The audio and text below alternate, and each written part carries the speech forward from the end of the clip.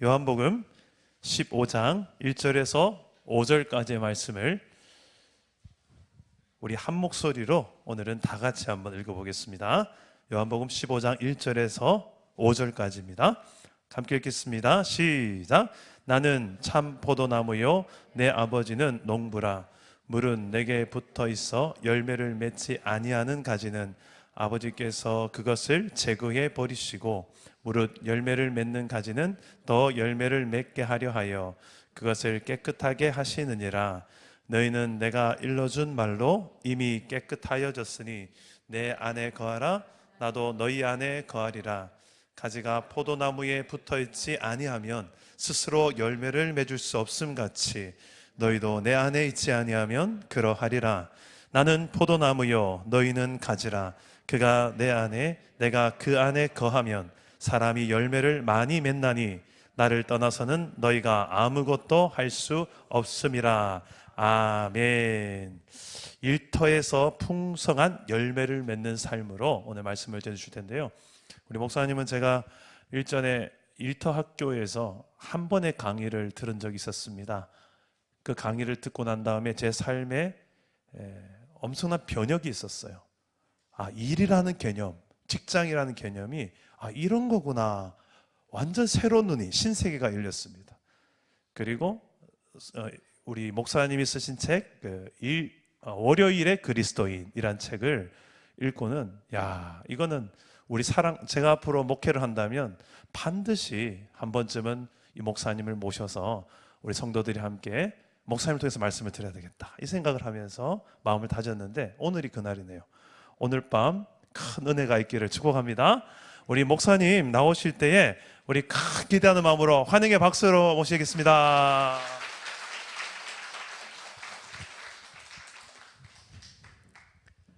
자, 저는 일단 PPT 화면을 좀 띄워주시겠어요? PPT 화면. 다시 한번 제목 한번 읽어볼까요? 일터에서 풍성한 열매를 맺는 삶.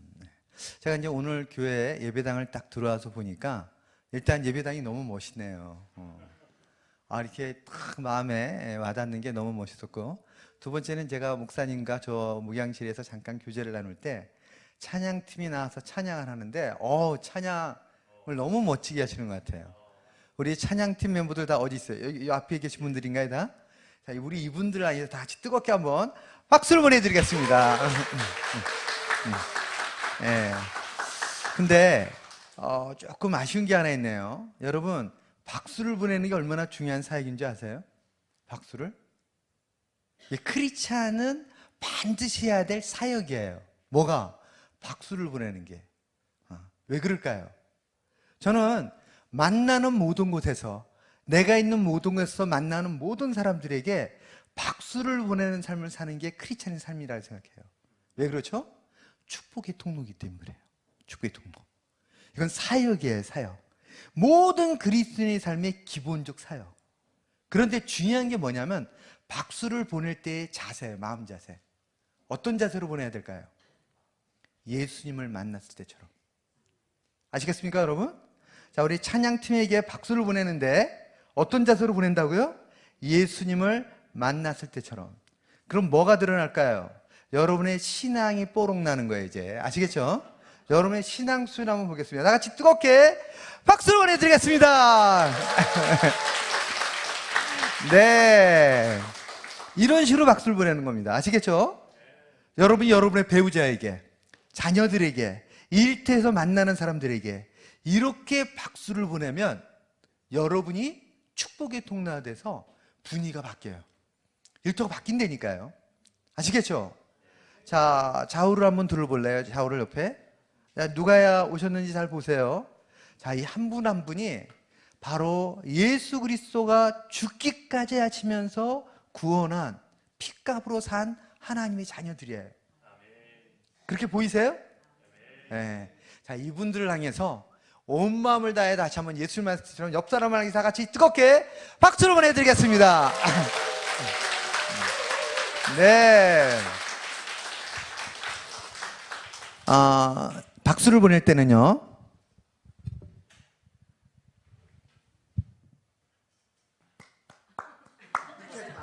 아시겠죠?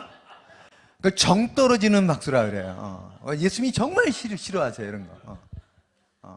그러니까 다윗이 하나님으로 말미암아 춤추듯이 박수를 보낼 때는 어린아이의 마음으로.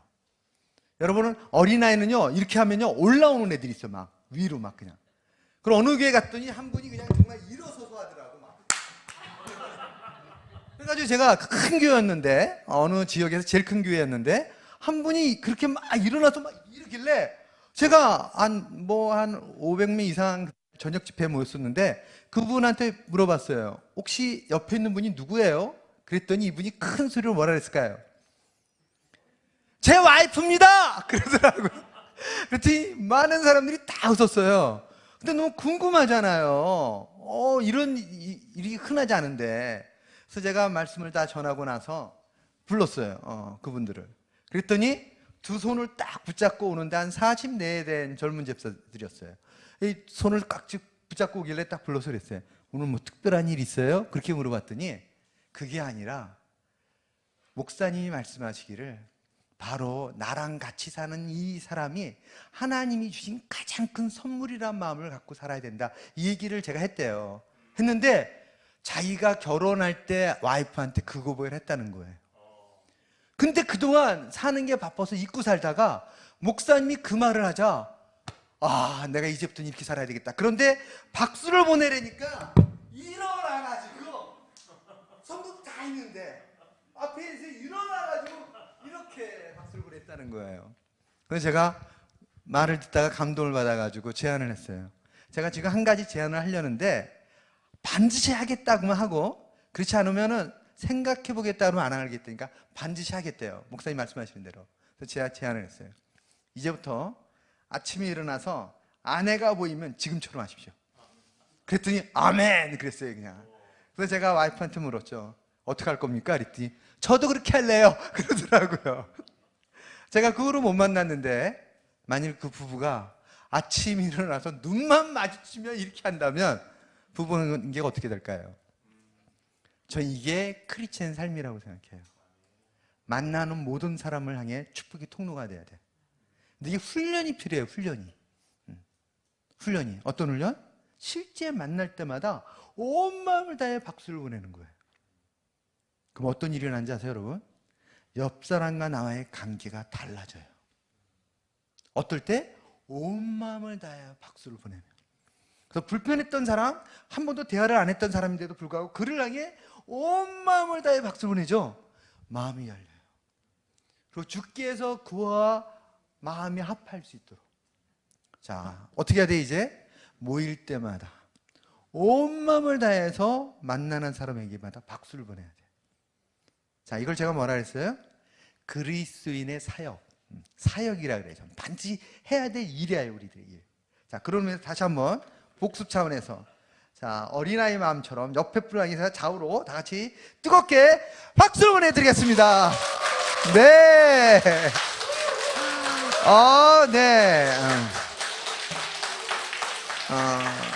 여러분, 모일 때마다 이렇게 소그룹으로든 어떻게 모일 때마다 이렇게 하면 반드시 교회가 부흥해요.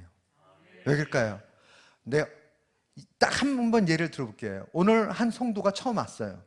왔는데 만나는 사람은 나에게 다 이 박수를 해. 이 사람 다음 주 올까 안 올 거예요? 못 가게 말려도 와요. 못 가게 말려도.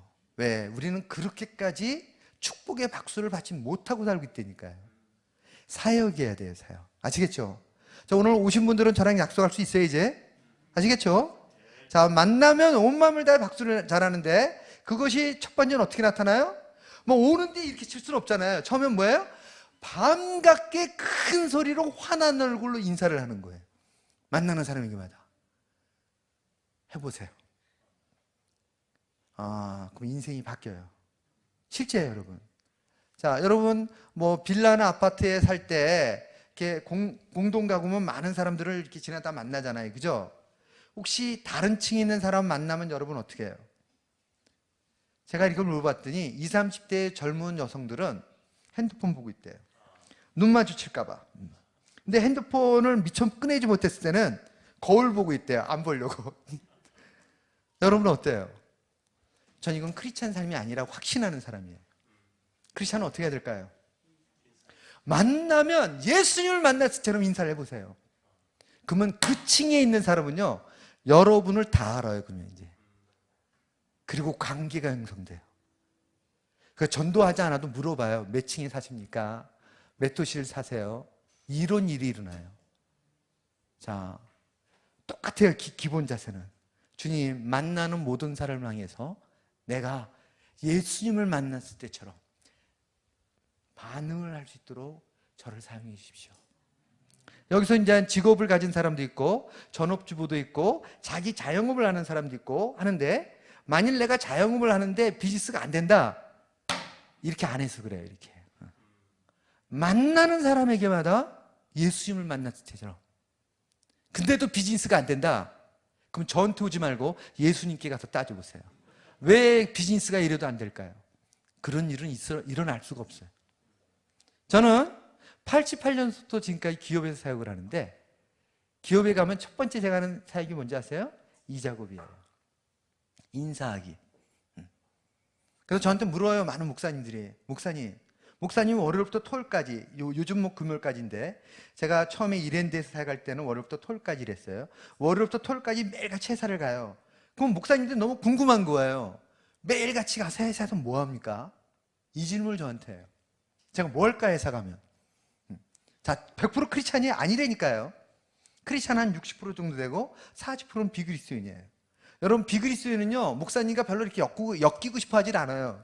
인사도 안 해요. 그래서 보통은. 근데 언제 인사를 해요? 제가 그를 예수님을 만났을 때처럼 인사하면 인사해요. 그럼 관계가 형성되는 거예요. 그래서 내가 만나는 모든 사람들을 그런 자세로. 자, 여기 특히 젊은 친구들도 좀 있는데, 젊은 친구들 나이가 20대인가요? 20대? 20대 한번 손 들어보세요. 20대. 아, 별로 없네, 20대. 그러면 30대. 오케이. 20대, 30대. 젊은 층 20대, 30대. 이 20대, 30대는 지금부터 이 작은 일이 아닌 이 훈련을 하면 인생이 바뀌어요. 자, 결혼했어요, 안 했어요? 배우자가 바뀌어요, 배우자가. 진짜요, 여러분. 배우자가 바뀌어요. 왜 그럴까요? 이성이 볼 때 너무 매력적인 거예요. 어떻게 만날 때마다 저런 자세로 저렇게 인사하고 저렇게 나를 지지해 줄 수 있을까? 아시겠어요, 여러분? 그리고 지금 가정에 뭐가 문제가 있는 분들, 오늘부터 하세요, 오늘부터. 오늘 모임을 하고 집에 들어가면 사단이 준비하고 있어요, 이제. 왜? 은혜를 충만하게 받고 왔기 때문에 어떻게 하면 문 입구서부터 꼬꾸라뜨릴까?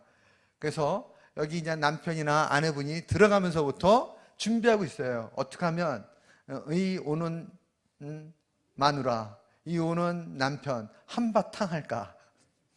준비하셔야 되니까, 준비. 어떤 자세로 한다고요? 온 마음을 다해서 박수를 보내는 자세로. 자, 이해가 되시죠?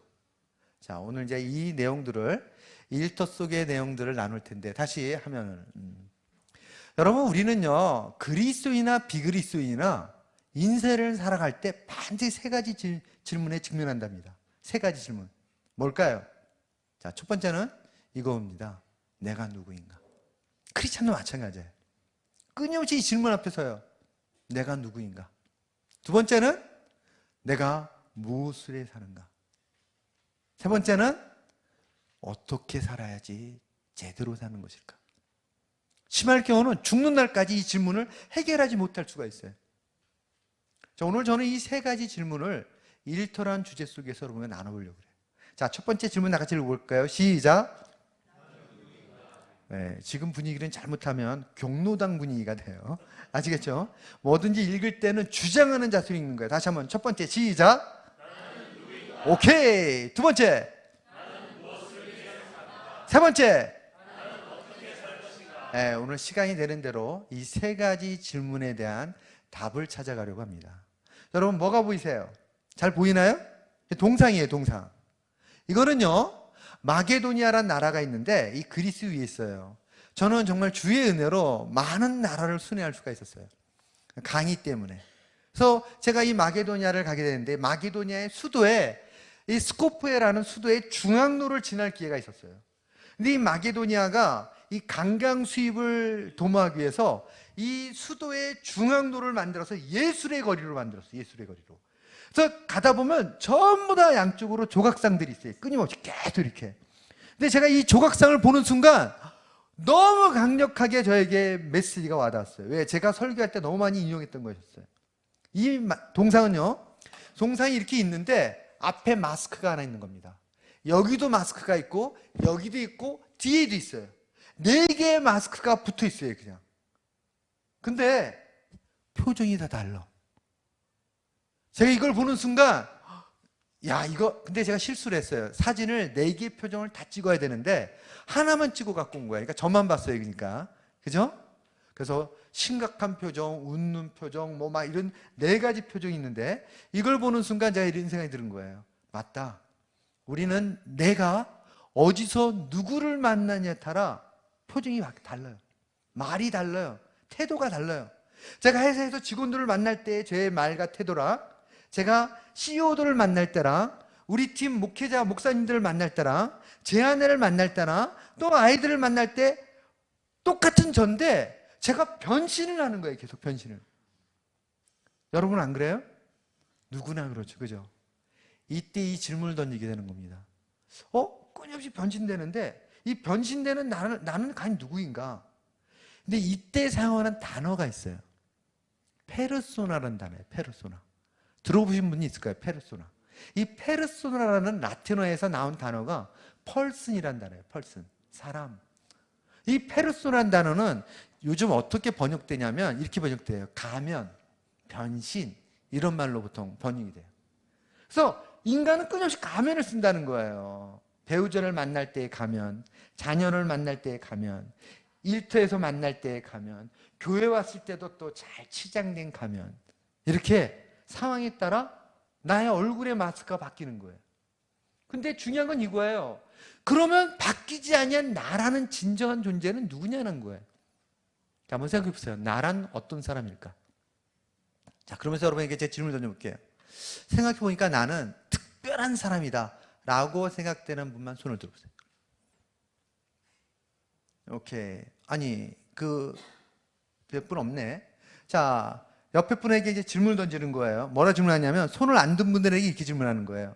당신은 안 특별합니까? 이렇게 하고, 손을 드신 분에게 이렇게 질문합니다. 뭐가 특별한데요? 아시겠죠? 자, 옆 사람에게 질문을 던져보세요. 시작.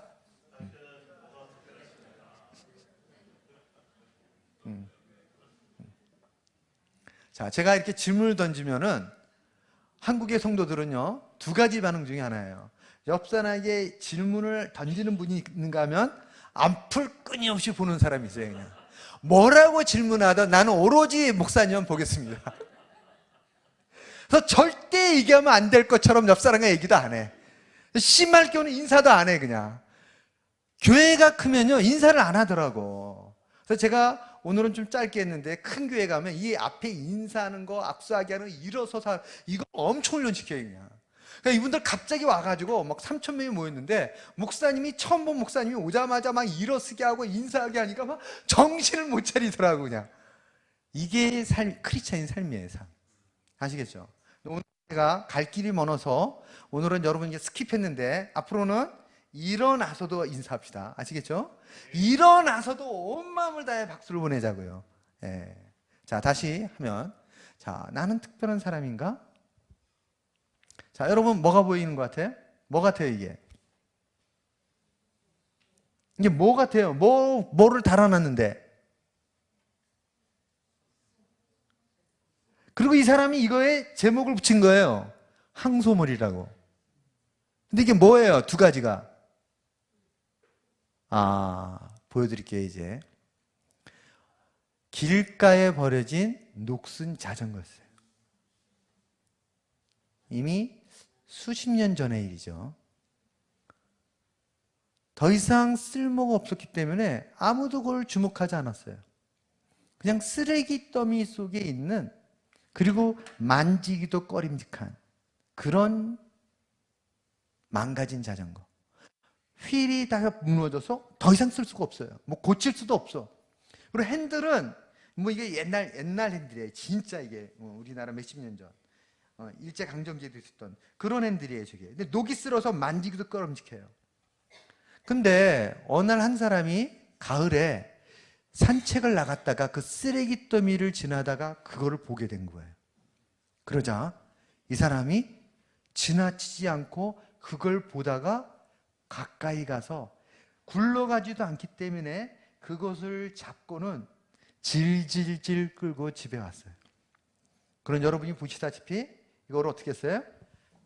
핸들을 뜯고 안장을 뜯어서 벽에다 딱 붙였어요, 이렇게. 그리고 제목을 정한 겁니다, 이분이. 황소머리. 아주 그럴듯하죠, 그죠? 런던 경매장에서 이게 300억에 낙찰이 돼요. 300원 아니에요, 여러분. 300원. 어떤 분이 잘못 읽더라고. 300원? 아니에요. 300억. 여러분이 궁금하면 저걸 치면 나와요. 황소머리 하면 저 사건이 나와요. 제가 그래서 저도 본 거예요. 피카소라는 사람의 작품이에요. 고물상에 가져가면 300원이나 받을까 하는 것을 저 사람이 거기다가 가치를 부여한 겁니다. 가치를. 그러자 갑자기 쓰레기 더미에 있던 쓰레기가 300억의 가치로 바뀌어버린 거예요. 300억 가치로. 제가 어느 날 이걸 보게 되었어요. 이 기사를. 그런데 전율이 오는 거예요. 전율이. 왜 그랬을까요? 저의 모습이었어요. 저는 고등학교를 중퇴했습니다. 건강 때문에. 그리고 인생을 포기했어요. 절망적 상태였습니다. 저는 그래서 자살을 하는 사람을 이해를 해요. 더 이상 살 필요를, 가치를 못 느끼겠더라고요. 그 어린 나이에. 휩대. 그리고 저는 고등학교를 또 4년간 다녔어요. 1년 꿇어서. 누가 4년제였냐? 4년제 없었다니까요, 우리나라에. 1년 꿇어가지고 4년 하는데 역시 졸업을 못했어요. 그리고 제가 대학 노트 같은 데다가, 지금 그 노트가 이제 있는지 모르겠는데 크게 이렇게 썼어요. 나는 인간이 아니라 쓰레기다. 여러분, 제가 이거로 이 화면을 넘기는 거거든요.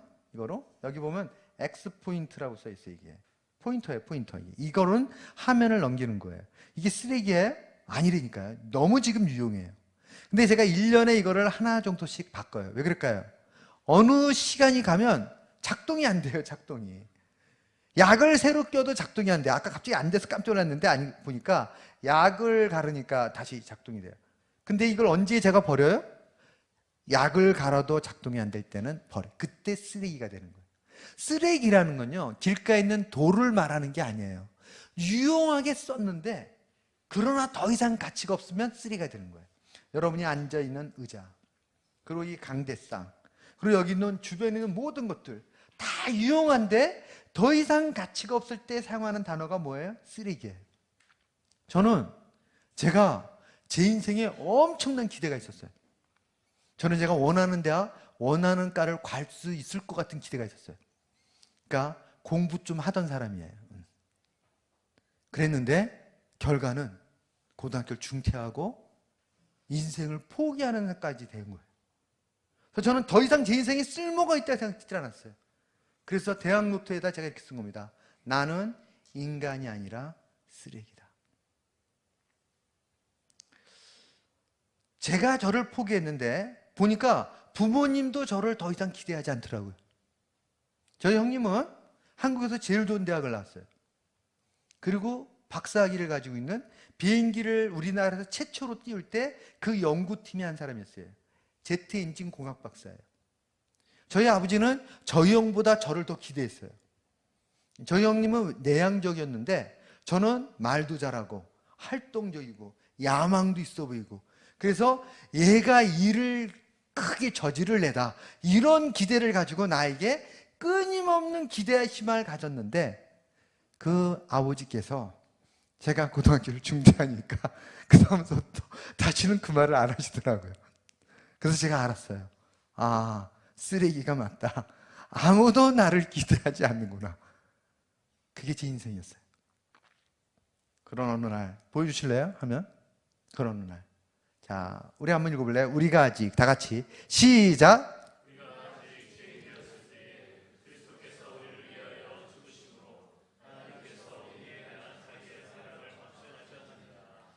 제가 2000년 전에 오신 이분을 만난 거예요. 나도 포기한 나. 아무도 나를 기대하지 않는데 그분이 나를 왜 죽으셨다는 거예요. 이것은 뭘 말하냐면요, 쓰레기를 왜 죽지는 않는다니까요. 이것은 나라는 존재가, 나도 포기한 나라는 존재가 예수님이 보기에는, 하나님이 보기에는 독생자 예수를 죽기까지 할 정도로 제가 가치가 있다는 거예요. 제가 그 놀라운 사실을 깨닫게 된 거예요. 고등학교를 중퇴하고 인생을 포기했던 내가. 다시 한번 보여주실래요? 자, 밑에도 한번 읽어볼까요? 영접하는 자. 시작.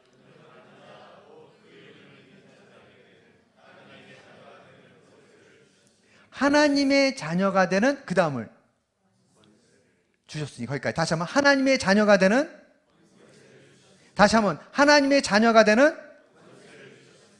여기에 학벌이 필요해요? 아니요. 집안 배경이 필요해요? 아니요. 외모가 필요해요? 아니요. 사회적 지위와 영향력이 필요해요? 아니요. 조건은 딱 한 가지예요.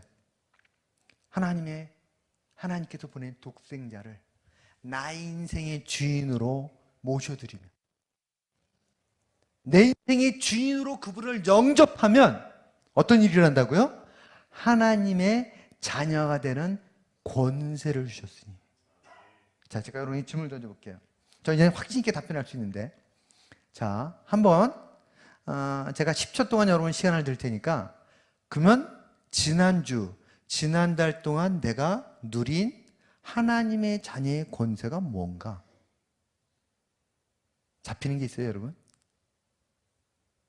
특히 직업인이라면 일터에서, 전업주부라면 가정에서, 하나님의 자녀가 되는 게 권세라는데, 질문이야. 그러니까 지난달 뭘 누렸어요? 그래서 권세를. 제가 사실은 어린 시절부터 교회를 다녔어요. 그리고 열심히 교회를 다녔습니다. 저는 중고등학교 때 정말 많은 시간을 예배당 안에서 활동하면서 보냈어요. 그 당시 문학의 밤이라는 걸 할 때는 제가 빠지면 그게 안 될 거라 생각해가지고, 제가 정말 공부에 올인했던 제가 그것을 위해서는 헌신적으로. 그런데 제가 그걸 몰랐어요. 하나님의 자녀가 된다는 것과 권세를 누린다는 게 뭔지. 저는 오늘 이 저녁에 여러분이 이 질문 앞에 서야 돼요. 난 하나님의 자녀인가? 첫 번째 질문이에요. 두 번째, 그러면 나는 하나님의 자녀의 권세를 누리고 있는가? 아까 보니까 학벌도 필요 없다네. 성장 과정도 필요 없다네. 집안의 배경도 필요 없다네. 사회적 지위와 영향력도 필요 없다네. 단 한 가지, 하나님의 자녀의 권세를 누리기만 하면. 그 질문, 난 그걸 누리고 있나? 그게 뭘까? 자, 다시 하면, 여러분, 만일 이것을 깨닫게 되고 누려지게 되면, 자, 다시 한번 옆에 분을 한번 볼래요? 옆에 분. 자, 한번 좌우를 한번 눈을 맞추면서 다시 한번 눈 인사를 좀 해주세요. 잘 오셨다라고. 자, 이분들이 달리 보이기 시작합니다. 왜 그럴까요? 우리 인간은요, 본능적으로 판단해요. 저 사람은 학벌, 저 사람의 사회적 지위, 저 사람이 타고 다니는 차, 저 사람의 집안의 배경, 이런 거를요, 본능적으로 판단한답니다. 스치기만 해도 1초가 안 돼도 스캔을 뜬대요. 그냥 딱 다 끝났어. 그냥 이게 인간이에요. 그냥 그 기준으로 저도 저를 봤어요. 그랬더니 쓰레기였어. 더 이상 내 인생이 희망이 없어. 근데 안타까운 것은 신앙이 있는 분들도 그렇게 여전히 하나님 자녀에 합당한 권세를 누리지 못하면, 보이는 사람들이 거듭나기 이전의 세상적 기준으로 봤던 것으로 여전히 보이는 한계상을 벗어날 수가 없어요. 아시겠어요, 여러분? 근데 나를 하나님이 보듯이 보기 시작하면 내가 너무나 놀라운 존재인 걸 발견해요. 나를 위해서 하나님이 독생자를 죽기까지 했다는 이 사실이 이거보다 더 놀라운 일이 없어요. 그리고 이것으로 말미암아 주신 이때 사용하는 단어가 뭐예요? 은혜. 은혜란 뜻이 뭐예요? 하나님이 은혜란 뜻. 자격이 없는 자에게 거저 주신. 이게 은혜예요. 내가 노력을 했고 아니 그게 아니에요. 신앙생활은 인내와 극기와 열정과 결단이 아니라니까요, 여러분. 많은 사람이 착각을 해요. 내가 열심히 하나님을 따르고 있지. 아니요, 그게 아니라니까요. 신앙생활은 한마디로 말하면 은혜예요, 은혜. 오늘 이때 얘기할 텐데. 은혜. 거저 주신 것을 누리는 삶이에요. 내가 노력해서 얻을 수 있는 게 아니라니까, 이것은요. 최선을 다해서 얻을 수 있는 게 아니에요, 이것은. 그냥 주님이 주시는 거를 믿음으로 의심치 않고 믿고 따라가는 삶인 거예요. 그거를 경험해야 되는 거예요. 다시 한번 하면. 그러면요, 나를 하나님 보듯이 나를 보기 시작하면 어떤 일이 일어나는지 아세요, 여러분? 옆 사람도 그 기준으로 볼 수가 있어요. 그러면 세상이 달라집니다. 나의 가정이 달라져요. 나의 일터가 달라져요. 내 인생이 달라지는 겁니다. 자, 다시 한번 옆 사람 한번 보세요. 옆 사람. 어떻게 보이십니까? 그랬더니 어떤 분이 그러더라고요. 괜찮아 보이네요. 이뻐 보이네요. 아니, 이러면 안 된다니까요. 옆 사람이 어떻게 보여야 돼요? 하나님이 독생자를 죽기까지 할 정도로 존귀한 자로 보이기 시작해야 돼요.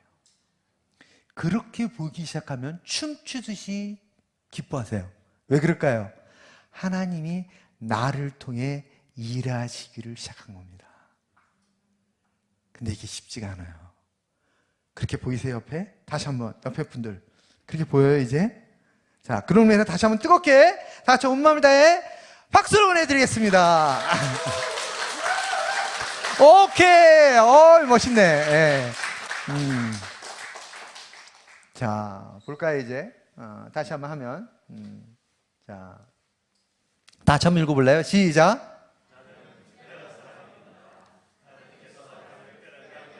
아멘. 이것을 잊지 않는 게 신앙생활이에요. 그 밑에도 읽어볼까요? 시작. 네. 아까 제가 축복의 통로가 되게 한 가장 기본적인 얘기를 했어요. 뭐였어요? 만나는 사람들을 대할 때마다 예수님을 만날 때처럼 반응한다라는 거예요. 그럼 인생이 바뀌어요. 그리고 이런 곳에서나 모임할 때 온 마음을 다해 박수를 보낸다. 그러면 하나님이 나를 통해 일하십니다. 자, 다시 한번. 자, 한번 읽어볼래요? 시작.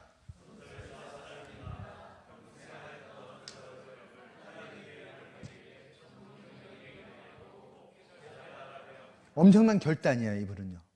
이분 나이가 50대였는데 그 당시에 이 건설회사 사장은 자기는 평생 건설 현장에 있다가 지금은 사장이 되고 비즈니스를 중소기업을 아주 잘하고 있대요. 그래서 자기는 이제 경제적인 여러 가지가 다 안정됐고, 그래서 이제는 자기 남은 인생은 하나님이 일을 하기 위해서 이제 전문경에게 회사를 맡기고, 뭐 회사는 자기 지분이래요, 다. 그리고 자기는 이제 목회를 하겠다는 거예요. 저는 이런 분들 때때로 만나요. 상담을 하죠. 이분은 CEO들을 위한 리더십 세미나를 할 때 있었던 분인데, 이제 강의를 하고 이제 식사 시간이에요. 저녁 식사 시간이었는데 이분이 제 앞에 식판을 딱 갖고 오는데, 이유는 뭐냐면 이런 간증을 하고 싶어서 온 거예요. 근데 저는 이 말을 딱 듣는 순간 마음이 철렁 내려앉는 거예요. 왜냐하면 이 고백은 엄청난 헌신이고 결단이에요. 근데 문제가 너무 심각해요. 자, 질문. 문제가 보여요? 자, 앞사람에게 질문 던져보는 겁니다. 앞사람에게. 문제가 뭡니까? 자, 시작.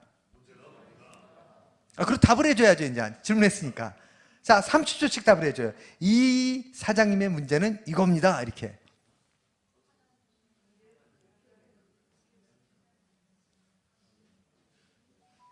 자, 여러분 이러면 안 돼요. 문제가 없는데요. 이러면 안 돼요. 문제가 분명히 있어요. 심각한 문제가. 자, 이분은 20여 년 동안이나 이 건설업계에서 일했던 분이에요. 밑바닥서부터. 그래서 자수성가했어요. 그리고 신앙도 제가 보니까 좋아요. 정말 헌신했어요, 진짜. 근데 결정적 문제가 뭐예요?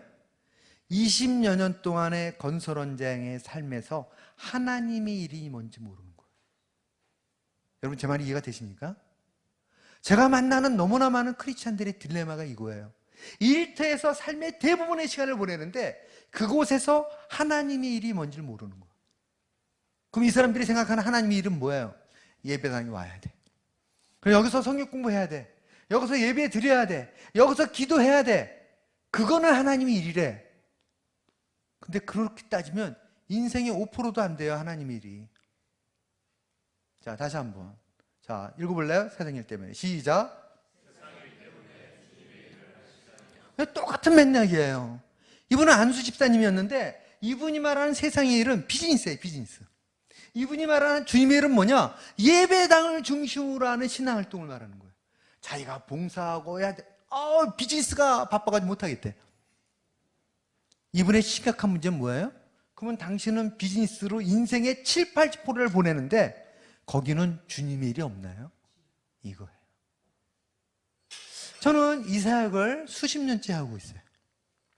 근데 여전히 너무 많은 크리스찬들이 삶의 현장에 들어가면 주님과 어떤 관계가 있어야 되는지가 분명하지가 않아요. 막연해, 추상적이야. 이거는 구분이 안 됐다는 거예요. 자, 그럼 주님의 일이라는 게 뭐냐? 여러분 이거예요. 예배, 성경 공부, 기도회, 주일학교 봉사, 전도, 교회 성장을 위한 헌신과 활동. 질문, 하나님의 일 맞아요, 틀려요?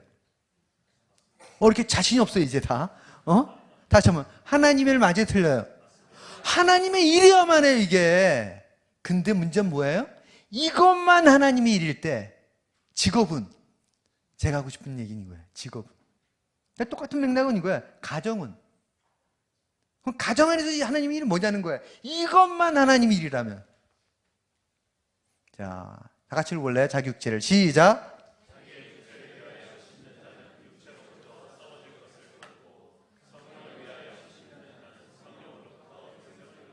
아멘. 사도 바울이 갈라디아 교회에게 뭘 말하냐면 갈라디아 6장 7절에 심은 대로 거두리라 이 얘기를 해요. 너무 익숙한 말이죠, 그죠? 이거는요 비그리스도인도 다 알더라고 그냥. 그래서 제가 회사에서 이 주제로 강의를 많이 해요. 우리는 심은 대로 걷는다. 오늘 심은 거가 내일을 위해 너무 중요하다. 다 동의한다니까요. 근데 여기 보니까 심는 거가 둘 중에 하나라는 거예요. 하나는 뭐야? 육체를 위해 심는 자. 또 하나는 뭐예요? 성령을 위해 심는 자. 우린 날마다 둘 중에 하나를 선택하는 거예요. 날마다 수시로. 자, 그러면 여러분이 일터 안에서 지난 한 주 동안 내가 성령을 위해 심은 게 뭘까? 이 질문 앞에 서는 거예요. 제 말 이해가 되십니까? 그래서 제가 예전에는 막 시켰어요. 자, 성령 안에 심은 거 한번 발표해 보세요. 그랬더니 어떤 현상이 날까요? 아무도 저를 눈을 안 마주쳐요. 어차피 내일은 모르니까. 그래서 이제 질문 안 하기로 했어요. 제가 안심하세요 이제. 자, 근데 이 질문에 답이 있어야 돼요. 여러분이 전업주부야, 학생이야, 똑같아요 질문이. 그곳에서 성령을 위해 심은 게 뭘까? 너무나 많은 크리스찬들이 이 질문을 막 해서 발표를 시키면 너무너무 당황해요 그냥. 왜 그런 줄 아세요? 육체를 위해 살기 때문에 그래요. 육체를 위해. 자, 오늘 주제예요. 아까 제가 첫 번째 뭐였어요? 나는 누구일까? 이거 벌써 했어요 지금. 두 번째, 내가 무엇을 위해 사는가? 어떻게 살아야 될 것인가에 대한 성령의 답을 찾아가 보자는 거예요. 특히 직업인들은 인생의 가장 많은 시간을 직업 현장에서 보내요. 근데 이 직업이 갖는 의미가 뭐고? 자, 신앙생활이란, 자, 예를 들어 볼게요. 다 같이 그러므로 한번 다 같이 읽는데 말씀을 읽을 때는요 주장하듯이 읽는 겁니다. 아시겠죠? 주장하듯이 믿음으로 다 같이 시작.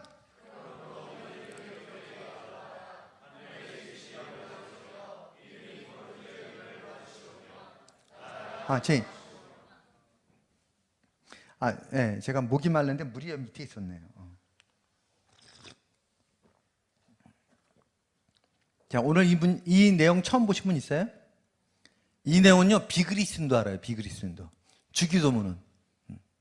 자, 예수께서 이렇게 말해요. 너희는 이렇게 기도하라. 기도가 뭔지를 가르쳐 주는 거예요. 제자들이 물었거든요. 세례 요한은 제자들에게 기도를 가르쳐 줬는데, 주여, 우리들에게도 기도를 가르쳐 주십시오. 그랬더니, 그러므로 너희는 이렇게 기도하라. 자, 여기서 시간이 없으니까 다 빼고, 나라가 임하시오며 라고 기도하래요. 자, 질문, 이게 무슨 뜻이에요? 그 다음에 내용이 뭡니까? 나라가 임하시오며 뜻이 하늘에서 이루어진 것 같이 땅에서도 이루어지이다. 자, 지금 이게 무슨 뜻일까요? 이것은요, 주님의 통치가 임하기를 기도하라는 거예요. 아까 제가 목사님이랑 교제를 하는데, 천국, 하나님 나라의 현재성, 이 내용이에요. 이게 이 시제가 현재 내가 있는 그곳에서 지금 하나님의 나라가 임하는 삶이 신앙생활이에요. 자, 그럼 여러분이 일터에 있을 때 어떻게 살아야 된다고요? 내가 일을 하는데 하나님의 나라가 임하는 삶이 신앙생활이에요. 이게 박스 읽어볼까요? 다 같이, 박스 다 같이 시작.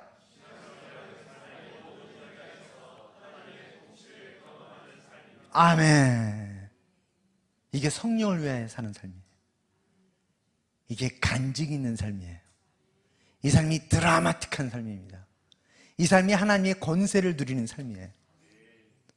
여기 있는 분 중에 한 분도 이 삶으로부터 비껴가면 안 돼요. 그걸 일탈이라 그래요. 저는 일탈. 그건 신앙생활이 아니에요. 저는 열심히 교회에서 봉사하는데요, 저는 성경 공부도 열심히 하는데요, 그런데 어떤 열매가 어떻게 지난 한 주 동안 일터에서 이 질문에 답을 할 수가 있어야 돼요. 그래서 신앙생활은 뭐예요? 예수님이 기도처럼 내가 있는 그곳에서 하나님의 통치를 경험하는 삶, 주의 나라가 임하는 걸 경험하는 삶. 근데 이렇게 하려면 어떻게 된다고요? 기도해야 돼요. 이게 인내와 노력으로는 불가능해요. 기도해야 돼, 기도. 자, 두 번째도 읽어볼까요? 자, 제가 신앙생활은 하면 여러분이 살아계시면 또 고백하는 거예요. 신앙생활은, 아멘. 다시 한번, 신앙생활은, 자, 잠꼬대 하실 정도로 하세요. 하루에도 10번, 20번, 30번 아침에 눈을 뜨면서부터 기도하는 거예요. 주님, 살아계신 하나님을 경험하길 원합니다. 이게 우리의 신앙 고백이 돼야 돼요. 주님, 가정에서 살아계신 하나님이 경험되길 원합니다. 주님, 내가 나가는 일터에서 살아계신 하나님이 경험되길 원합니다. 주님, 내가 만나는 모든 사람들의 관계에서 살아계신 하나님이 경험되길 원합니다. 이게 신앙생활이에요. 여러분, 이게 얼마나 드라마틱한 인생인지 몰라요. 저는 회사에 가면 직원을 만나요. 그냥 30분 단위로 그냥 막 정말 좀 심할 정도로 그냥 쭉 이어서 만나요. 그냥 밥 먹을 때도 만나서 해야 되니까 그냥 모든 시간이 다 만나요. 그냥 이렇게. 근데 제가 간증이 너무 많아요. 왜 그럴까요? 저 기도 때문에 그래요. 제가 직원을 만날 때마다 90% 이상이 비그리스도인이에요, 여러분. 직원이 300명이 넘는데 크리스찬이 30명이면 10%잖아요. 30명커녕 제가 볼 때 한 5명이나 될까? 교회는 다닐지 모르겠는데 제가 볼 때 크리스찬은 하여튼 제가 볼 때 5명 내뿐이 안 되는 것 같아요. 그리고 일단 다 잠수. 아무도 몰라. 이들이 언제 나오냐? 주일날 나오는 것 같아. 잠수 타다가. 그 평일날은 몰라. 그가 크리스찬인지 신앙인지. 일단 저는 모르겠어요. 저는 좀 제발 노출을 시켰으면 좋겠는데. 근데 그 친구들을 만나면 크리스찬은 얘기하다 보면 금세 알아요. 언제부터 교회 나가니? 그럼 딱 알아요, 이제. 제가, 너 교회 다니는구나. 표현이 달라, 얘기하다 보면. 그리고 저를 만났을 때, 목사님, 뭐 이렇게, 이 친구 뭔가 좀 다르네? 비그리스도인은 저를 만날 때 목사님이라 그러지 않고 뭐라고 얘기하냐면, 코치님, 뭐, 호칭을 선생님, 뭐, 하여튼 뭐, 들은 얘기를 쓰는데, 일단 저한테 목사님 해서 용어가 벌써 교회에서 쓰는 용어일 경우는 거의 다 크리스찬이에요. 근데 노출을 안 해요. 왜 그럴까요? 노출을 하는 순간 운신의 복이 너무 적은 거야. 그러니까 덕볼 게 하나도 없어. 그러니까 아무도 모르게 은둔형 크리스찬으로 살아요. 그냥. 참 너무 안타까워요, 이게. 자, 살아계신 하나님을 경험하는 게 신앙생활이에요. 자, 그래서 맨 밑에 세 번째 들고 볼까요? 다 같이 한번 시작. 뭐로 나타난다고요? 100%예요, 100%. 만약 여러분이 신앙생활을 10년을 했는데 10년 전이나 지금이나 5년 전이나 지금이나 1년 전이나 지금이나 별로 뭐 바뀐 게 없다? 그러면 속고 사는 거예요. 그건 신앙생활 아니에요. 저는 이런 분들을 짝퉁 크리스찬이라 그래요. 짝퉁 크리스찬. 문의는 크리스찬인데 딱 한 가지만 물어보면 돼요. 제가 여러분을 갖다 지금 5분씩만 딱 만나면 여러분의 신앙의 수준을 제가 100%할 수가 있어요. 첫 번째가 뭘까요? 질문이. 지난주 동안 살아계신 하나님을 경험한 걸 이야기해 주실래요? 이렇게 질문하면요, 둘로 딱 나눠져요. 그게 뭔데요? 이런 분이 있어요. 그게 뭔데? 특히 일터에서, 직업인교는 일터에서 살아계신 하나님을 경험한 걸 얘기해 주실래요? 그러면 목사님 그게 뭐죠? 이렇게 질문한다니까요. 두 번째는 생각이 안 나는데요. 이게 너무나 많은 크리스천이래요. 생각이 나질 않는 거예요. 당연하지. 하나님을 안 만났는데 생각이 나겠나? 만나야 생각이 나지, 만나야. 자, 화면 보여주세요. 자, 이게 오늘 본문이었어요. 본문. 자, 이제 본문 한번 읽어보겠습니다. 다시 한번. 나는 시작.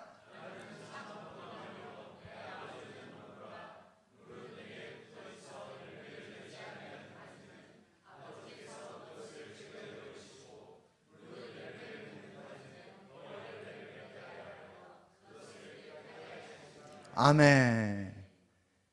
예수님이 지금 뭐라 하세요? 예수님이 하시는 말씀인데, 예수님이 자신을 참 포도나무요, 생명의 포도나무예요. 그리고 아버지가 뭐예요? 보니까 농부예요. 그러면 여러분 각자 나와 예수님 관계에 뭐냐? 예수님은 참 포도나무고 나는 거기에 접붙임이 된 가지예요, 가지. 자, 나는 뭐라고요? 그 포도나무에 접붙임이 된 가지예요. 이 접붙임이 되는 사건을 조금 어려운 말로 여러분도 다 들어보실 텐데 뭐라 그러냐면 거듭남이라 그래요. 자, 제가 질문을 던질 테니까 맞으면 아멘으로 답변하세요. 여러분 거듭나셨습니까? 안 거듭난 사람이 너무 많은데 다시 한번 제가 질문할게요. 진지하게. 자, 여러분 거듭나셨어요? 네. 자, 거듭나신 분들은 오늘 이제 두 가지 질문을 생각하는 거예요. 난 정말 거듭났나? 만약 이게 확신이 없는 분은 오늘 끝나고 그냥 가지 마세요. 가지 마시고 목사님을 개인적으로 만나세요. 그리고 이 질문을 던지세요. 목사님, 전 제가 거듭났는지 잘 모르겠습니다. 확신이 없습니다. 이 사인을 반드시 하고 가세요. 아시겠죠? 자, 그런데 거듭났다라고 아멘으로 답변한 분들은 이 두 번째 이제 제가 하는 질문에 답을 해야 돼요. 화면 다시 보여주세요. 자, 여러분이 거듭났다는 걸 뭘 말해요? 이 생명의 포도나무에, 참 포도나무에 접붙임이 된 거예요. 맞죠?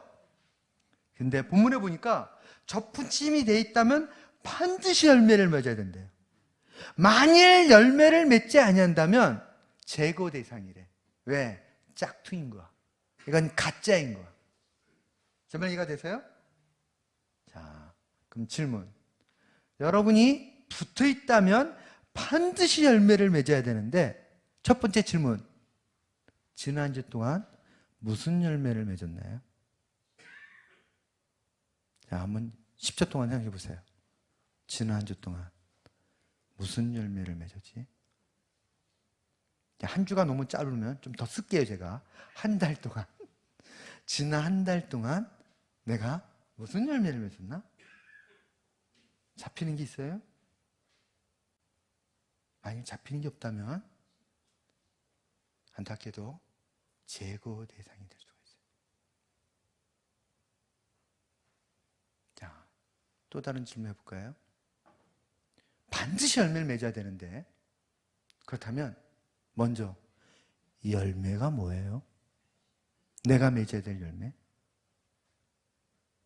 자, 발표할 수 있는 분. 이게 열매입니다. 열매란.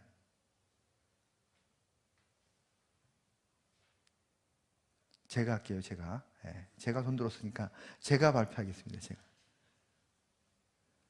열매란 성경이 얼마나 강조하는지 몰라요. 그래서 너무나 많은 성경 구절이 열매로 나와 있어요. 자, 화면을 보여주실래요? 자, 제가 수십 구절이 뜨더라고요. 열매를 찾으니까. 맨 위에 보니까 세례 요한을 통해 뭐라 말하냐면 회개에 합당한 열매. 회개도 열매구나. 열매 중에 하나가 뭐예요? 회개하며 나아가는 거예요. 이게 열매야 보니까. 두 번째 보니까 열매를 많이 맺는 사람만이 예수님의 참 제자들이에요. 그런 사람만이 진정한 예수님의 제자라는 겁니다. 그럼 쉽게 말하면 열매를 못 맺으면 제대로 된 제자가 아닌 거예요. 세 번째를 보니까 아시아에서 그리스도께 처음 익은 구원의 열매예요. 구원의. 누군가 하나님이 구원하시도록 나를 통해 일하셨으면 그건 열매야, 열매. 구원의 열매. 네 번째를 보니까 너무나 익숙한 성령의 9가지 열매가 있네요. 이건 익숙하니까 읽어보겠습니다. 다 같이 오직, 다 같이 시작.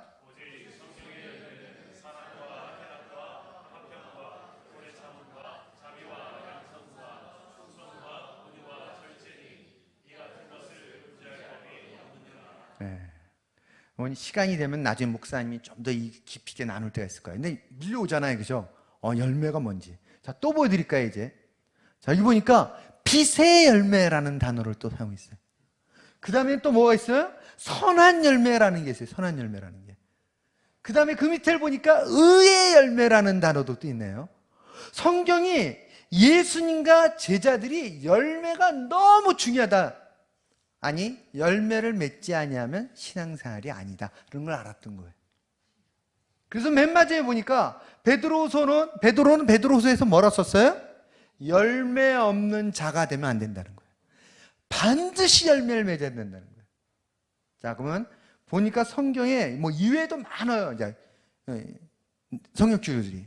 자, 열매를 다양하게 쭉 보여줬어요. 자, 다시 한번. 그럼 열매가 뭐예요? 자, 따라해 보세요. 열매란. 다시 한번. 열매란. 성령께서 역사하실 때 일어나는 변화. 다 같이 시작. 네, 다시 한번. 제가 열매란 하면 여러분이 답을 얘기하는 거예요. 다 같이. 열매란. 다시 한번. 열매란. 네. 하루에도 수십 번, 수백 번 이 일이 일어날 수가 있어요. 기도할 때, 말씀을 묵상할 때, 내가 누구를 만날 때, 장사할 때, 아니 버스를 타고 이동할 때, 길을 거닐 때, 외식을 하고 식사를 할 때, 어디서든지 성령께서 내게 역사하시면 이 변화가 일어나요. 그러면 눈빛이 바뀌고, 생각이 바뀌고, 내 마음의 상태가 바뀌고, 너와 나의 관계가 바뀌어요. 일터에서 일하는 자세가 바뀌어요. 이게 성령을 위한 삶. 이것이 나라가 임한다는 사건이며, 이것이 바로 본문에 말했던 것처럼 제자들이라면 풍성히 맺어야 될 열매인 거예요. 자, 다시 한번 복습해 봅시다. 열매란. 네, 다시 한번. 열매란. 다시 한번. 열매란. 성령께서 내게 역사할 때 어떤 때는 회개의 열매로, 어떨 때는 구원에 대한 열매로, 어떨 때는 너와 나의 관계에서 온유함으로, 오래 참음으로, 긍휼함으로 열매가 나타나야 되는 거예요. 근데 이것은 아까 제가 말씀드렸던 것처럼 인내와 결단이 아니에요, 여러분. 극기가 아니에요. 성령이 내게 역사하실 때. 그래서 가장 중요한 게 뭐예요? 아까처럼 너희는 이렇게 기도하라. 기도할 때 일어나요. 아침에 여러분이 눈을 뜨면서부터 오늘 나에게, 특히 여러분들은 이제 직업인들은 아침에 일어나면은 일터로 나가야 되잖아요. 제가 일터로 나갈 때 크리스찬의 모습을 볼 때 너무 안타까워요. 제가 회사로 어떤 때 이제 전철을 타고 가는데, 전철을 타고 가다 보면은 사람들 얼굴을 딱 둘러봐요, 전철에. 꼭 장례식장 같아. 공통점이 뭐냐? 한 명도 웃는 사람이 없어. 특히 아침에. 저녁 때는 좀 달라요. 분위기가 좀 바뀌었어. 근데 아침에는요, 딱 하다 보면 전부 다 눈을 감고 있거나 그나마 뭘 봐, 이렇게 스마트폰으로. 아니면 스마트폰 켜놓고 졸아. 이렇게. 근데 표정들은 다 장례식장이야. 유일하게 환하게 웃고 가는 사람이 있어요. 저 한 사람만. 왜 그럴까요? 저는 오늘 내가 가게 될 일터에서 역사실 하나님에 대한 기대를 가지고 기도하기 때문에 이게 크리스찬의 구별된 삶이에요. 저는 다음 주 월요일 날 당장 이런 일이 일어나야 돼요. 여러분이 월요일 날 출근할 때 비그리스도인과 크리스찬이 달라야 될 건 뭐라고요? 성령을 위하여 심어야 돼요. 주의 나라가 나의 일터에 임하도록. 자, 이게 전업주부들 있죠. 전업주부는 어떻게 해야 될까요? 전업주부들은 일어나면은 가는 곳이 싱크대더라고요. 싱크대. 주방으로 가. 일단 하루의 시작은 주방과 함께. 이게 전업주부들이에요, 보통. 자, 전업주부들이 주방에 가면 반드시 이렇게 해야 되는 거예요. 주방에 들어가자마자 손을 들고 주를 향해 찬양과 기도하며 하루 시작합니다. 주님, 오늘도 이 집에 주의 역사심이 충만하기를 원합니다. 오늘도 내 남편에게, 오늘도 우리 큰아들에게, 우리 둘째 아들, 학교를 가는 우리 아이에게 주님 동행하여 주시기를 원합니다. 하실 거 안 하실 거예요? 하루를 시작할 때 이게 바로 내가 있는 그곳에서 주의 나라가 임하는 삶을 주장하는 삶이에요. 근데 여기서 적용하지 않을 사람이 한 명도 없어요. 제가 너무나 많은 크리스찬들이 아침에 출근하는 걸 보면은 준비할 때부터 출근할 때 비그리스도인과 똑같아요. 그냥 그렇게 살아가지고는 열매가 있을 수가 없어요. 열매가 이미 하루를 시작할 때부터 실패했어. 그냥 끝난 거야. 그건. 오늘 이 자리에 제 아내가 있는데 제 아내가 증인이 되어줄 수가 있어요. 저는 아침에 눈을 뜨면, 그건 제 아내가 잘 모르겠네, 눈을 뜨자마자 기도해요. 그리고 기도하다 자요 또. 그래서 제가 알람을 5분이나 10분 단위로 5번에 10번을 해놔요. 그래서 딱 알람이 울리는 순간 제가 눈을 뜨면 기도를 해요. 오늘도 주님 사랑 담은 교회 오늘 제가 가는데 오늘도 역사하실 주님을 막 하다 또 자는 거예요. 그냥. 그러면 또 5분 만에 알람이 또 울려요. 그냥. 그러면 제가 또 끄고 나서 기도하다 두세 번 하다가 그냥 일어나요. 근데 저는 매일 새벽마다 줌으로 이 비대면으로 인터넷으로 만나는 그룹도 있어요. 제가 훈련시키는 사장들이에요. 크리스찬 사장들, CEO들. 그들과 함께 말씀을 나누면서 출행을 시켜요. 하루의 시작을. 근데 이분들이 고백이 뭔지 아세요? 보화를 캐는 기분이래요. 저는 모든 크리스찬이 이 고백을 해야 된다고 확신하는 사람이에요. 자, 여러분 스스로 생각해 보세요. 나는 말씀을 묵상할 때 이 땅에서는 얻을 수 없는 보화를 캐고 있는가? 거기까지 성장해야 돼요. 거기까지. 저는 제가 만나는 사람에게 모두 동일하게 요구하는 게 그거예요. 그 고백이 예외 없이 나와요. 예외 없이. 보화를 캐는 것 같습니다. 그래서 오늘 한 사람이 모지러 났어요. 어제 딸 문제로 이렇게 늦은 시간까지 뭐 이렇게 하다가, 딸이 그 의사인데 뭐 하다가 잠을 늦게 자는 바람에 깜빡하고 모지러 났대요. 근데 문장이 왔더라고요. 목사님, 아침에 보화를 캐는 시간을 잃어버렸습니다. 너무나 이렇게 왔어요. 문자가. 하면은 자, 열매를 맺어야 됩니다. 이제부터. 아시겠죠? 자, 당장 내일 아침 수업부터 적용해야 될 것이 밀려오죠. 그죠? 이거를 기도해야 돼요. 언제? 지금부터. 주님, 나의 삶에도 하나님의 자녀의 권세를 누리는 드라마틱한 역사가 일어나길 원합니다. 네, 그러려면 무엇을 어떻게 해야 될지 한 가지지. 자, 그 다음을 읽어볼까요? 이제 4절 5절. 내 안에 시작.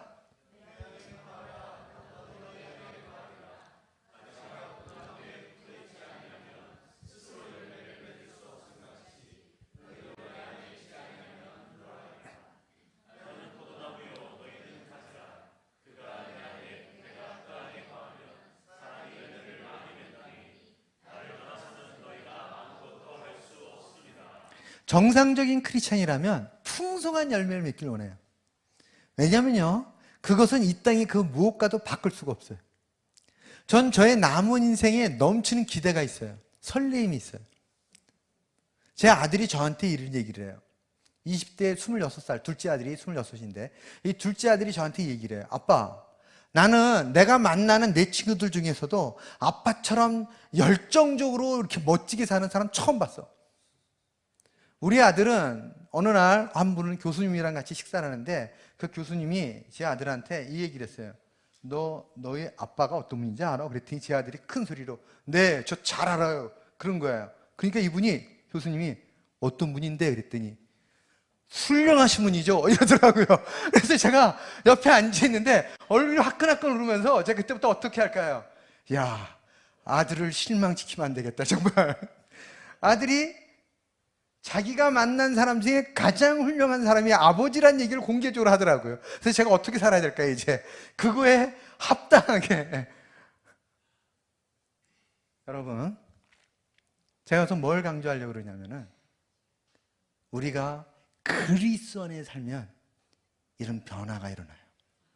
여러분이 그 주변에 있는 사람이 안 되니까 여러분에게 일어나는 그 변화를. 그럼 내 아들이 옛날에도 그랬냐? 아니요. 부끄럽지만 옛날에 안 그랬어요. 언제부턴가 이러더라고요. 언제부턴가. 그러니까 이 아들이 뭘 본 겁니까? 변화되는 아빠를 보는 거예요. 변화되는 아빠를. 아빠가 바뀌네. 옛날에는 한 성깔 했는데 옛날에는 막 권위주의적이니까 너 이거는 왜 이랬던 아빠인데 언제부턴가 그렇게 말하지 않고 그렇게 행동하지 않는. 그래서 제 기도 제목이 이겠어요. 온유함으로 생각하고 온유함으로 말한다. 근데 증인들이 생기더라고요. 증인들이. 저를 30년 알고 있던 목사님이 공개적으로 증언을 해주더라고요. 예전에 최 목사님이요, 한 성깔 했습니다. 한 성깔. 요즘이요, 화내는 걸 본 일이 없습니다. 저 이걸 기적이라 그래요. 기적. 오늘도 제가 제 아내랑 아주 심각한 마찰이 일어났는데 옛날 같았으면 제가 한 성깔 했을 텐데 제가 화가 너무너무 났는데 그러나 화를 안 냈어요. 그리고 제 스스로도 정말 많이 바뀌었다. 주의 은혜가 아니면 불가능한 일이 일어나고 있구나. 이렇게 제가 스스로 생각해요. 자, 본문에 너무 중요한 단어가 나와요. 그 단어 뭔지 아세요, 여러분? 스스로 열매를 맺을 수 없은 거지. 자, 열매를 맺으려면 어떻게 해야 돼요? 열매를 맺으려면 포도나무에 붙어 있어야 돼요. 제 말 맞아요? 자, 열매를 맺으려면 가지가 정신없이 날아다녀야 돼. 그냥 거름을 구하러, 비료를 사러. 그래요? 이런 게 끝난 거예요. 이렇게 사는 크리스찬이 너무 많아요. 자기가 뭔가를 해야 돼. 그런데 가진 내가 해야 될 가장 중요한 게 뭐예요? 포도나무에 붙어 있어야 돼. 자, 질문. 언제? 언제? 예배 드릴 때? 기도할 때? 아니요. 24시간. 이게 신앙생활이에요. 24시간 주께 붙어 있고자 하는 게 신앙생활이에요. 그래서 스스로 열매를 맺을 수 없다니까요, 우리는 누구도. 그래서 아까 제가 말씀드렸던 것처럼 신앙생활은 인내와 극기와 열정이 아니에요, 여러분. 자꾸 많은 사람들이 혼돈을 내. 나의 헌신적 열정이 부족해서 신앙생활이 안 되는 것처럼. 그게 아니에요, 여러분. 신앙생활은 주 안에 붙어 있는 삶이에요. 끊임없이 붙어 있어야 돼, 끊임없이. 다시 한번. 자, 두 번째. 마지막에도 제가 파란 글씨로 강조했어요. 나를 떠나서는. 예수님을 떠난 그 순간 열매는 제로. 그러니까 여러분이 착각하지 마셔야 돼요. 난 선하게 살려고 하는데, 나는 베풀려고 하는데, 난 정직하게 일하려고 하는데.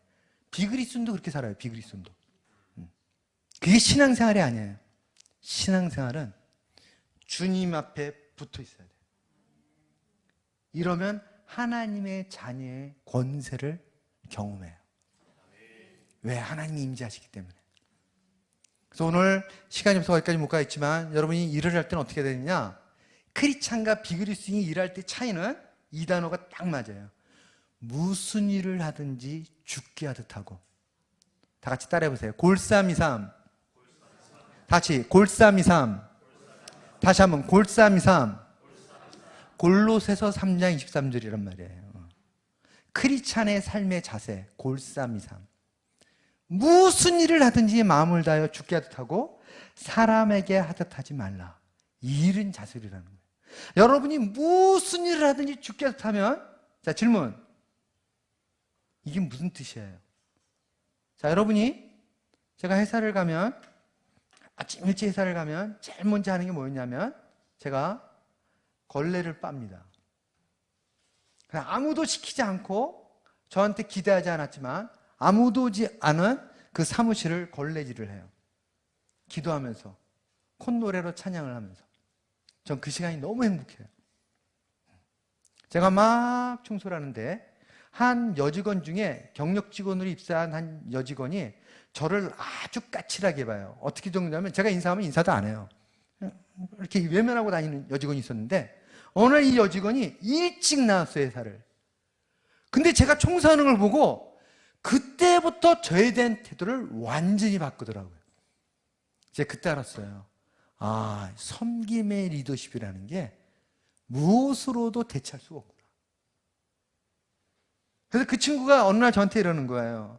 나이가 그 친구 많아요. 애도 있고 여직원이 저한테 이제 상담하다가 얘기하는데 자기 뭐 이렇게 혹시 회사 생활하면 불편한 거 없나 그랬더니 목사님한테 불편한 게 있대요. 그래서 내가 너무 당황해가지고 뭐 저한테요? 뭐 나한테 뭐가 불편한데? 그랬더니 목사님 아침에 일찍 와서 직원들 자리 청소하는 거 볼 때 제일 불편해요. 그러더라고요.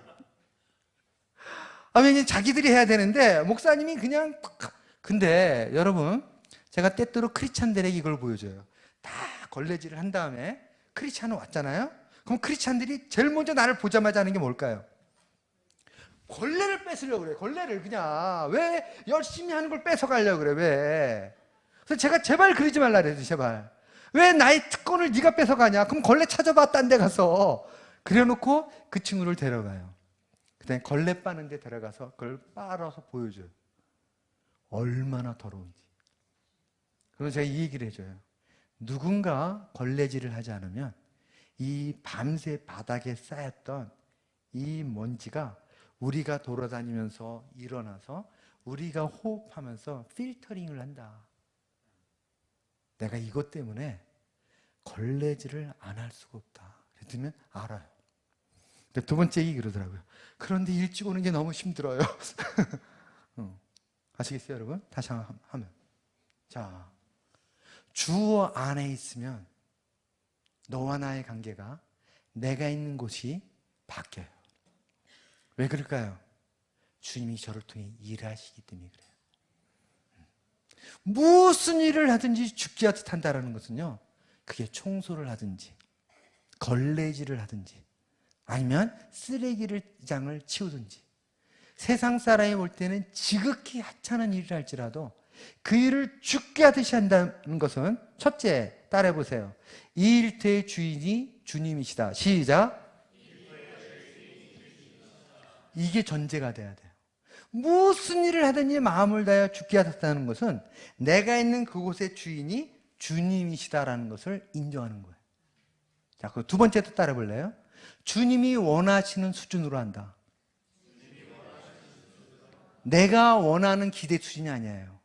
주님이 원하시는 수준으로 하겠다는 게 죽게 하듯 하는 거예요. 세 번째, 주님이 기뻐하시는 방법으로 한다. 그래서 내 방법, 세상 사람들의 방법, 남들도 다 하는 방법이 아니라 주님이 기뻐하시는 방법대로. 그리고 네 번째는 주님이 기대하시는 결과를 바라보고 하는 거예요. 이 자세로 하면요, 자, 어떤 일이 날까요? 결과적으로 무슨 일을 하든지 죽게 하듯 하면 이 자세로 주의 임재를 경험해요. 죽게 하듯 하면 무슨 일이 한다고요? 주님의 임재를 경험합니다. 전 여러분이 가정에서나 일터에서나 이 하나님이 경험되길 바랍니다. 그래서 여러분의 인생을 얼마나 행복하고 풍요롭고 아름답게 하는지 자, 그 다음 볼까요, 이제? 하면. 자, 그래서 풍성한 열매를 맺으려면 이제 답을 알았어요. 뭐예요? 풍성한 열매를 맺는 사람의 특징. 24시간 붙들려 있으려고 하는 사람이에요. 자, 그래서 오늘 여러분이 이 저녁부터 기도하기 시작하는 거예요. 주님, 24시간 주님께 붙어 있는 삶을 경험하기를 원합니다. 이게 쉽지가 않아요. 우린 끊임없이 주님을 떠나려고 하기 때문에 쉽지가 않아요. 그런데 이게 기도 제목이 되면 엄청난 변화를 맛보기 시작합니다. 자, 뭘 기도해야 된다고요?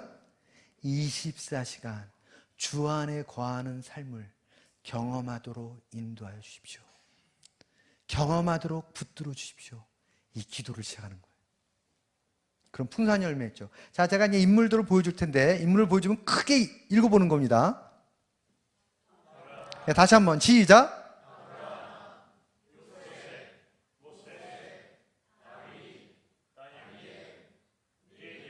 자, 이분들의 공통점이 뭐예요? 아니, 어느 교회 갔더니 이분들의 공통점이 뭐야 그랬더니 남자다 그러더라고요. 제가 그걸 질문했겠어요. 그거를 여성들 앞에서. 그랬더니 한 분이 이러는 거예요. 신앙적으로 훌륭한 분이다. 뭐 구약의 인물들이다. 다 맞아요. 근데 제가 이분들을 든 것은 이분들은 다 직업인 신앙인이었어요. 이들은 평생 직업이 있었어요. 쉽게 말하면 지금으로 말하면 목회자가 아니었다는 거예요. 이분들은 제사장이 아니에요. 선지자도 아니에요. 이분들은 아브라함의 인생에 가장 많은 일이 목축 치는 일이었어요. 목축 치는 일. 요셉 목동이었다가 노예로 팔렸다가 평생 직업 현장에 있다가 죽어요. 모세 다 똑같이. 자, 하나님이 이 사람들을 쓰시는데 이 신앙인들의 공통점은 모두 직업인이었는데 왜 하나님이 이들을 쓰셨냐면, 자, 첫 번째 읽어볼래요? 다 같이 시작. 네, 다시 한번 주장하듯이 시작. 이게 신앙생활이에요. 나의 일터에서 하나님과 동의하는 삶이 간증이 있어야 돼요. 두 번째, 다 같이 시작. 이들은 간증이 너무 많아요. 그래서 어떤 사람은 삶과 죽음이 한 걸음 차이라고 말했던 다윗 같은 인물도 있어요. 근데 그는 그런 위기적 상황에서 드라마틱한 주의 구원의 손길을 경험하죠. 그 다음,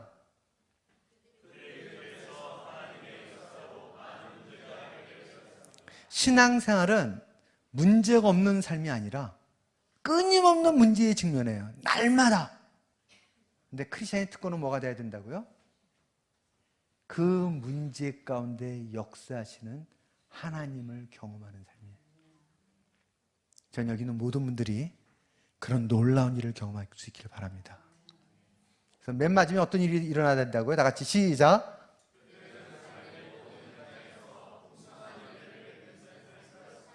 네, 이 삶이 일어나야 돼. 이 삶이. 자, 그 다음, 자, 다시 한번 이것도 읽어볼까요? 시작. 네, 다시 한번 시작.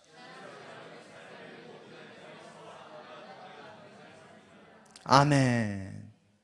자, 이제 시간이 없으니까 사단의 전략은요, 아까 처음 도입에서처럼 신앙생활과 우리의 삶을 분리시키는 거예요. 아무 관계없이. 직업과 신앙을 분리시키고 가정과 신앙을 분리시키고, 단 사단의 전략이 뭔지 아세요? 예배당을 중심으로 하는 활동을 신앙생활인 것처럼 착각하게 하는 게 사단의 전략이에요.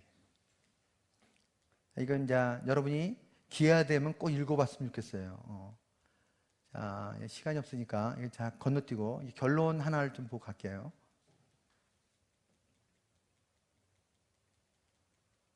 자, 이거 한번 봅시다. 자, 아브라함의 얘기인데, 자, 때 다 같이 한번 볼까요? 시작.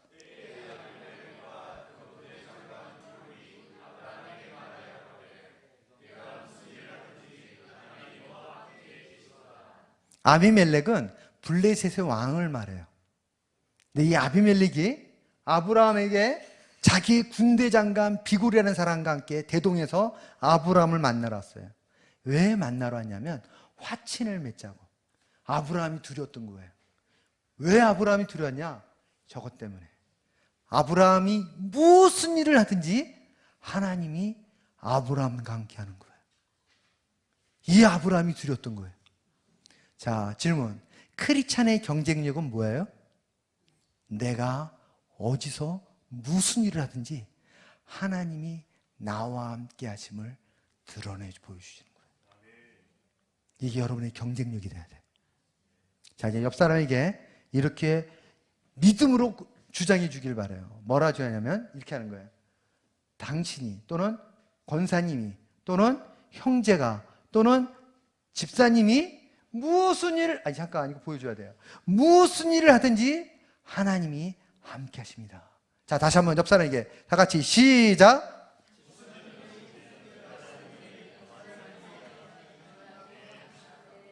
아멘.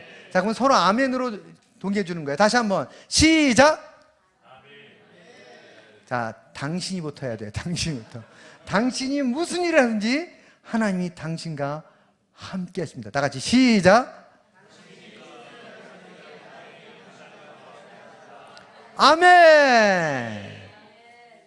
자, 아침에 눈을 뜨면 배우자에게, 아침에 눈을 뜨면 자녀들에게, 아침에 눈을 뜨면 나와 같이 일하는 사람들을 위해서, 아침에 눈을 뜨면 나의 구역의 성도들을 위해서 그 기도를 시작하세요. 주님, 오늘도 살아계신 하나님께서 김 집사님과 함께 하시고 박 권사님과도 함께 하시고 한 사람 한 사람의 이름을 부르면서, 이게 신앙생활이에요. 자, 또 하나 볼까요? 하나만 더 보고 마치겠습니다. 이제. 자, 이삭이 그 땅에, 다 같이 읽을까요? 시작.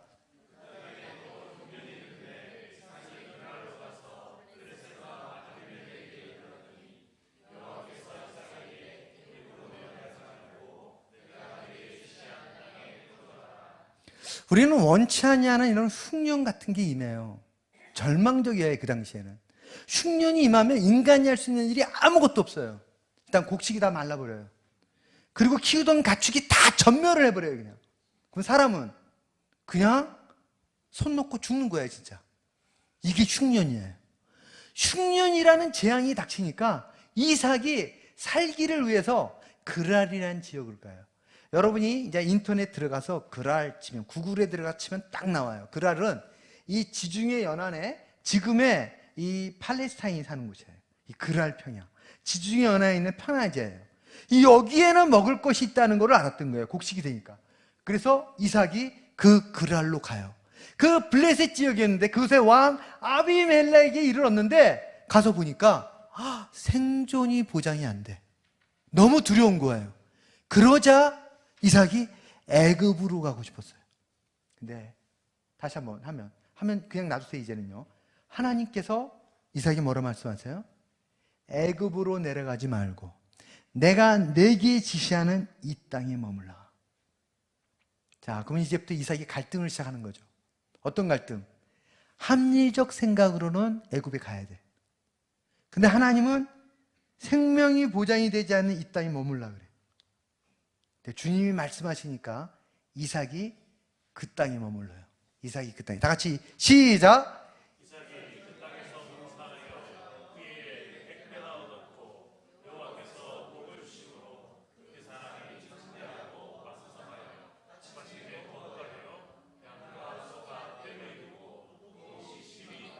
아멘. 어떤 일이 났어요 지금요? 순종해서 그 땅에 머물렀더니 나의 생각대로 행하지 아니하고, 나의 생각은 애굽으로 가야 돼. 근데 나의 생각대로 행하지 아니하고 주의 말씀대로 행했더니 어떤 일이 났어요? 엄청난 드라마틱한 일이 일어나는 거예요. 그냥 그의 수고와 노력으로는 얻을 수 없는.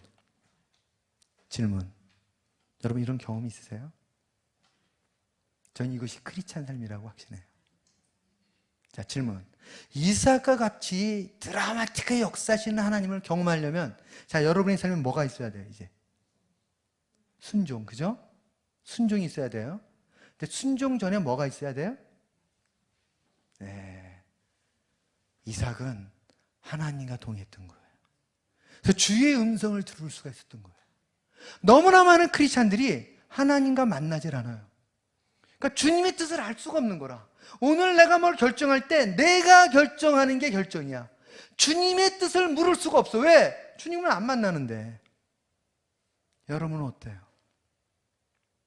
여러분 하루에 시작하면 주님과 만남이 있나요? 하루를 시작할 때 말씀과 기도로 주님을 만나는 게 우선이에요? 그럼 이삭과 같은 드라마틱한 역사를 경험할 수가 있어요. 그런데 여러분의 삶에 주님과의 만남이 없다면 이삭의 간증은 별로 의미가 없어요.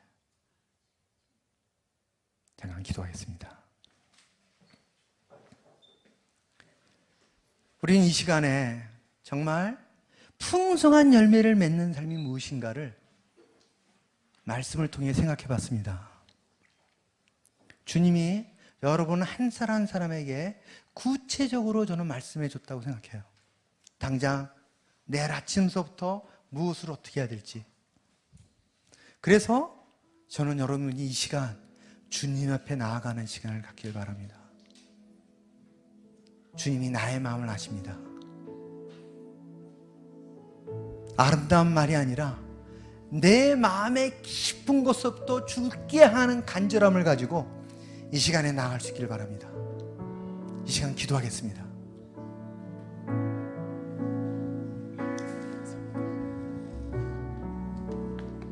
아버지 하나님, 우리가 하나님 안에 온전히 거하며 붙드신 하나님 이런 믿음의 삶을 살게 하여 주옵소서. 주님, 우리에게 믿음을 더하여 주옵소서. 성령 하나님께서 우리 공동체 한 사람 한 사람에게 주님께서 은혜를 더하여 주시옵소서. 하나님의 생각을 부어 주시옵시고 한 사람 한 사람을 향하신 하나님의 계획들을 발견하게 하여 주시옵소서. 우리를 부르신 하나님, 하나님의 음성을 우리가 듣고 하나님을 경험하는 삶을 살기를 소망합니다. 아버지여, 우리를 이 땅 가운데 존귀한 자로 하나님이 우리를 존귀하게 만드셨고, 우리가 아버지의 가정에서나 일터에서나 어디 있든지 우리를 보배롭고 존귀하게 여기시며 우리가 그렇게 살아가기를 기대하고 계시는 하나님 아버지 앞에서 우리가 아버지여, 우리가 성령을 따라 살아갈 수 있도록 더 이상 우리의 육체를 따라 살지 않도록 아버지여, 그런 성령의 열매를 맺으며 하나님 나라의 열매를 맺으며 이 땅 위에서 하나님의 나라를 이루며 살아갈 수 있도록 주여 우리에게 믿음을 더해 주옵소서. 주님, 우리를 붙잡아 주신 하나님, 하나님의 성령께서 하나님 우리에게 믿음을 더해 주옵소서. 주님, 도우시는 하나님 붙잡아 주시옵소서. 성령 하나님, 나의 안에 거하라.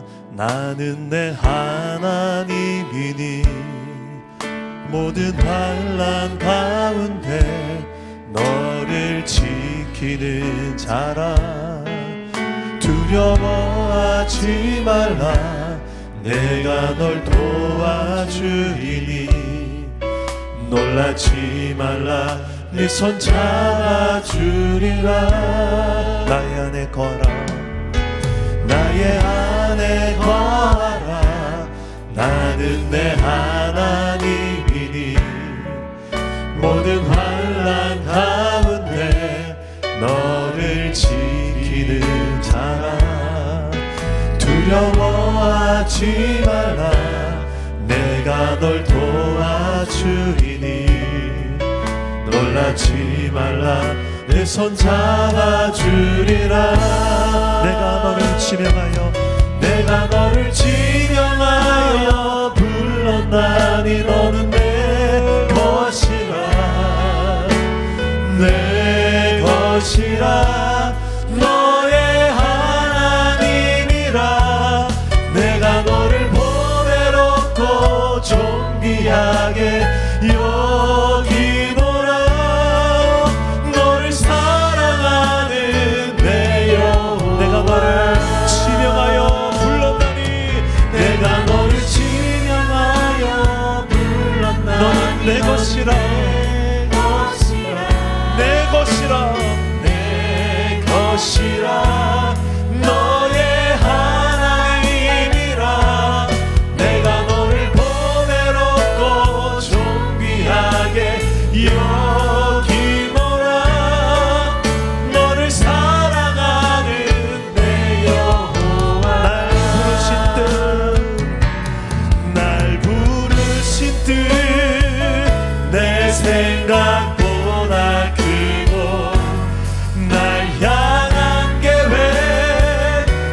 나의 지혜로 증량 못하나 가장 좋은 길로 가장 완전한 길로 오늘도 날 이끄심 있네. 하나님의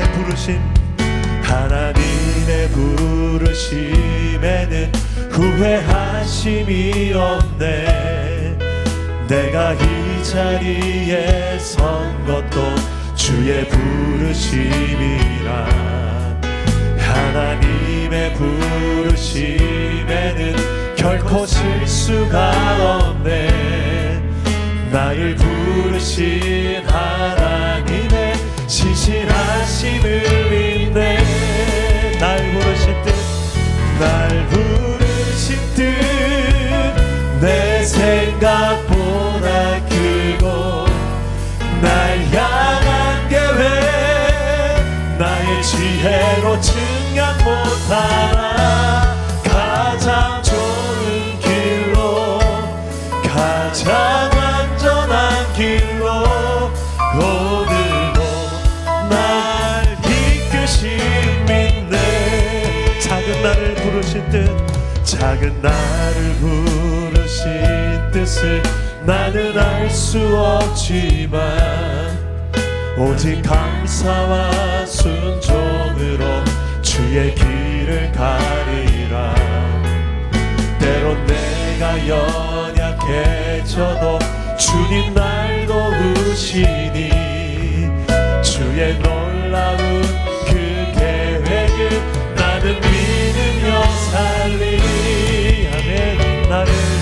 날 부르신 뜻 내 생각보다 크고 날 향한 계획 나의 지혜로 증량 못하나 가장 좋은 길로 가장 완전한 길로 오늘도 날 이끄심 있네. 날 부르신 뜻이 있습니다. 날 부르신 뜻 내 생각보다 크고 날 향한 계획 나의 지혜로 증량 못하나 가장 좋은 길로 가장 완전한 길로 오늘도 날 이끄심 있네. 날 부르신 뜻 내 생각보다 크고 날 향한 계획 나의 지혜로 증량 못하나 가장 좋은 길로 가장 완전한 길로 오늘도 날 이끄심 있네. 우리 한번 기도합시다. 오늘 밤 가장 중요한 기도 제목 이것입니다. 정말 우리가 예수를 믿는다면서 거듭났다고 하면서 우리 한 주간 삶을 뒤돌아봤을 때 하나님을 경험하는 삶이 만약에 없다면, 내 삶에 성령을 따라 심었던 결과에 열매가 없다면, 정말 우리의 삶이 하나님 앞에서 얼마나 부끄러운 삶이겠습니까? 하나님은 우리를 구원하고 거듭 태어나기 위해서, 하나님의 자녀로 그 권세를 가지고 우리가 살아가게 하기 위해서 하나님 하나밖에 없는 아들을 대가로 지불하셨습니다. 십자가에서. 거기에 대해서 우리는 하나님의 기대는 이것입니다. 내 안에 거하라. 내가 너를 위해 다 이루었다. 나를 믿고 내게 접붙임 바 되어진 가지로서 내 안에 거하라. 나에게 좀 붙어 있어라. 나에게 떨어지지 말고 나랑 함께 하자. 나 쌩까지 말고, 그만 잘난 체 좀 하고, 그만 네 힘만 믿고 살지 말고, 그만 네 사랑 좀 하지 말고, 네 나라 네 왕국 만들지 말고 좀 나를 위해서 한번 내 생각 좀 해주면서 한번 좀 살아주지 않겠니? 우리의 24시간 중간에 우리 일주일의 그 시간 중에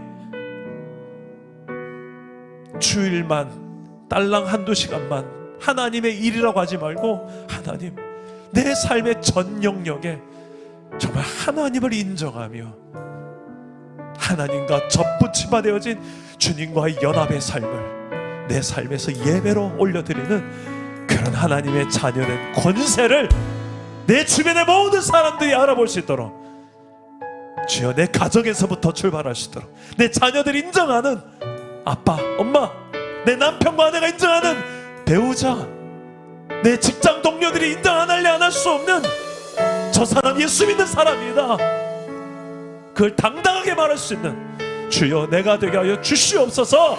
우리 오늘 들은 말씀을 기억하면서 여러분 기도하시고 자유롭게 기도하시나 돌아가시기 바랍니다. 주님 세 번 찾고 기도하겠습니다. 주님 찾습니다. 주여, 주여, 주여. 아버지 하나님, 우리의 삶에 하나님의 나라가 임하기를 원합니다. 아버지 하나님, 그런 그리스도의 통치가 임하기를 원합니다. 내 안에 거하시는 성령을 따라서 신께 하여 주시고